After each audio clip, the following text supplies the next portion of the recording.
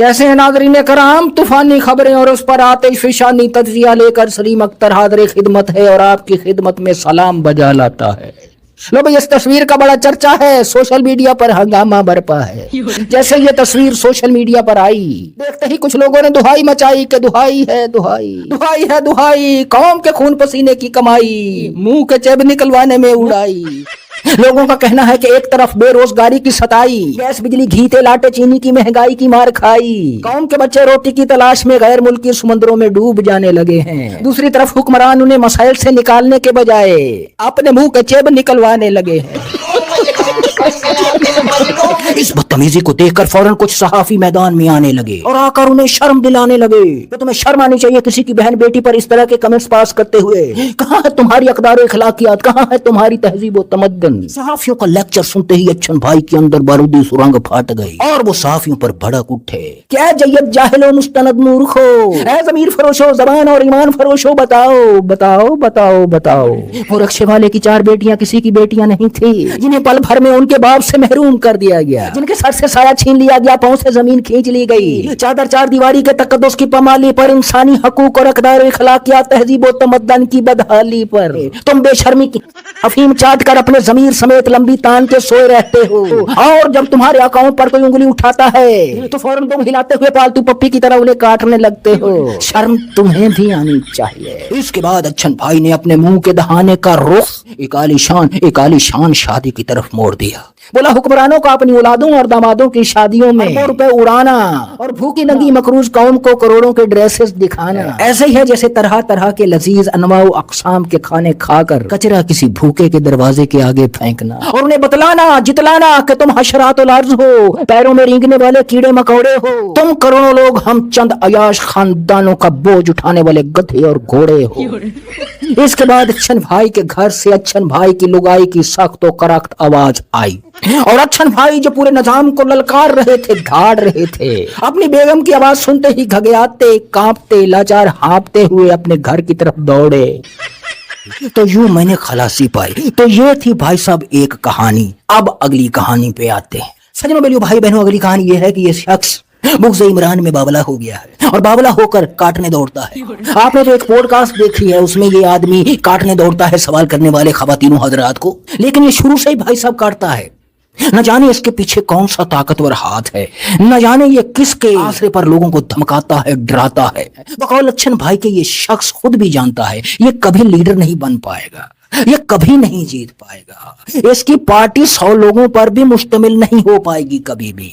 लेकिन ये शख्स, लोग समझते हैं कि पागल हो गया है, बावला हो गया है, नहीं, ये शख्स जानता है, सब कुछ जानता है, लेकिन ये शख्स मैदान में उतरा हुआ है सिर्फ कीचड़ उछालने के लिए।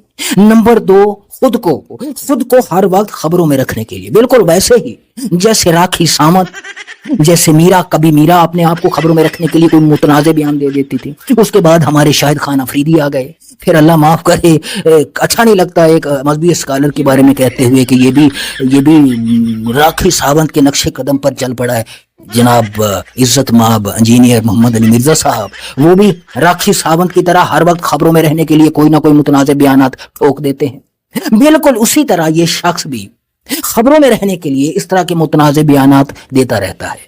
अब कसूर जितना इस बंदे का है उतना उनका भी है जो इन्हें अपने शो में बुलाते हैं, व्यूज के लिए बुलाते हैं भाई में, और जानते बूझते हुए बुलाते हैं कि इनकी कोई कदर कीमत नहीं है, सिर्फ इंटरटेनमेंट के लिए, व्यूज के लिए। और बड़े कर्व की बात है कि जिस तरह मैंने पहले बताया, अगली खबर के बारे में बता रहा हूं कि जिस तरह मैंने पहले बताया कि पैरों में रेंगने वाले कीड़े मकोड़े हमें समझते हैं, ये हुक्मरान हमें अपना वजन उठाने वाले गधे और घोड़े समझते हैं।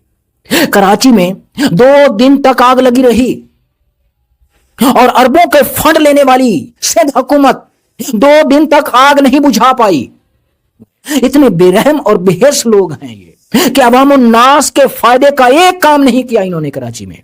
कराची तबाह हाल है, जगह जगह खड्डे हैं सड़कों पर, जगह जगह गटर खुले हुए हैं। एक गरीब आदमी जो 1000 की दिहाड़ी लगाने जाता है उससे 2-2 हजार, 10-10 हजार, अब तो 10-10 हजार के उसका चालान कर देते हैं। अब कमजोरी भी यही है अवाम की कि अवाम एक साथ बाहर नहीं निकल रहे। अब जबकि अवाम बाहर नहीं निकलेंगे تو بھائی صاحب جب تک عوام باہر نہیں نکلیں گے، یہ حکمران نہیں سدھریں گے، یہ ٹیکس بڑھاتے جائیں گے، آپ کے اوپر جرمانے بڑھاتے جائیں گے، ایک سہولت نہیں بڑھائیں گے بلکہ پہلے والی سہولیات بھی ختم ہوتی جا رہی ہے۔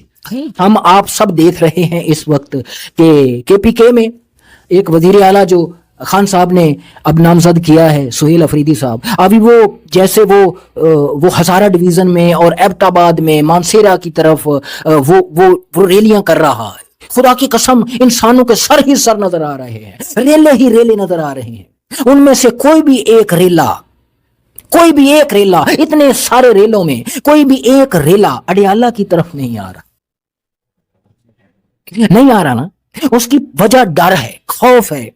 بہت سارے لوگ سمجھتے ہیں کہ یار میں تو نکل جاؤں گا، مجھے تو مار پڑ جائے گی، باقی لوگ نہیں نکلیں گے۔ اب جب ایک ساتھ کوئی ایسا کرشمہ ہو کہ لوگ ایک ساتھ ہمت باندھ کے خوف کے بت توڑ کے باہر نکلیں گے تو اپنے حقوق، یار ہم یہ نہیں کہہ رہے، ہم یہاں بیٹھ کر یہ نہیں کہتے کہ لوگ باہر نکلیں اور تہس نہس کر دیں ہر چیز کو اجاڑ دیں، نہیں بھائی، اپنے پیسفل احتجاج کے لیے باہر نکلیں، اپنے حقوق کے لیے باہر نکلیں، چیزوں کو نقصان پہنچانے کے لیے باہر نہ نکلیں، اور اللہ رب العزت ہم پر کرم کرے اور ان ظالم حکمرانوں سے ہماری جان چھڑائے۔ یا پھر لگتا ہے کہ ہمارے گناہوں کی سزا کے طور پر انہیں مسلط کیا گیا ہے، اور جب تک ہماری یہ سزا ختم نہیں ہو جاتی، ظالم اور جابر ان حکمرانوں کا ٹولہ ہمارے سروں پر مسلط رہے گا۔ خدا ہم سب کا حامی و ناصر ہو۔ پاکستان زندہ باد۔